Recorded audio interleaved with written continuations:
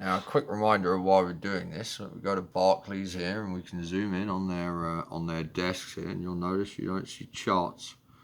You see numbers. You see screens of numbers. They don't show you a lot, Barclays, but we'll back out of there, and we'll just go through it as we always do. Click here, and we'll look at their screens, and we see numbers. We don't see charts. Okay. Let's pick another one here. There's this guy here. A lot of numbers. Very small chart over there, but he's certainly not taking much note of that one. He's not even sat at his desk. What else have we got here? This guy here. Someone in the USA, I guess he only looks at numbers as well. Okay, so it looks like they know what they're doing, these fellas here. This guy's got a telephone there. He's only looking at numbers. Find another one here. So you're looking at numbers. Right, so what we're doing here is we also have to look at numbers. And I'll show you which part of the numbers we look at. Every day what happens is at 5 o'clock, these numbers close and they print. And what goes on is the most extreme one goes the other way. Right, so you got New Zealand yen. Okay, so we're expecting that to go down soon. Now what's New Zealand dollar at? -34. Well, that's a good one. Right, we'll focus on the dollar. The reason we'll focus on the dollar is because the day prior, New Zealand was -53 and pound dollar was -57. And those moves have not played out yet. And how do we know that? Well, when we go to the pound, as you can see, that's yesterday. It's been like this. All right, so we've got a low here forming, essentially.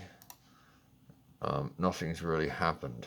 So come back to where we were, and what you'll notice is if you believe it's all of this will get sold as that's just the way it works. When retail jumps in, price goes back the other way. So we are aware now that New Zealand is -34, so that's our preferred buy, and pound is -27.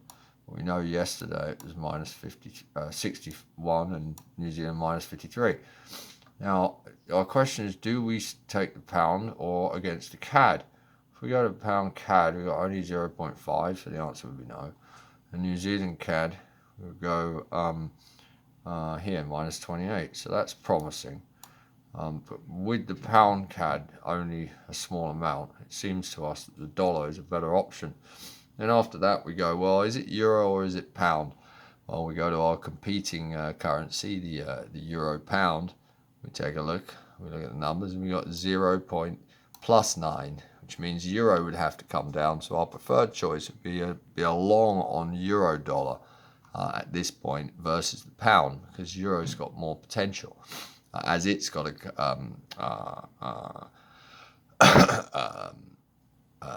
it's got a drop. Wait, no, sorry, I got to say that again. Euro pound is up, so therefore pound is a better option, because euro is going to need to drop against the pound, which would put pound strength into the game. So that's a pound plus right there. And then we go with USD CAD. We got +19, 0.19. So that means dollar is going to need to fall against the CAD, which means that's actually a negative for dollar.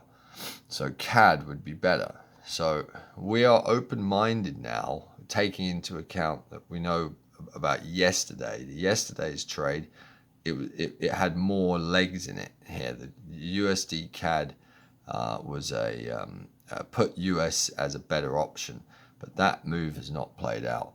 And 0.19 is not a lot anyway to worry about. So we're going to take GU and GC as well.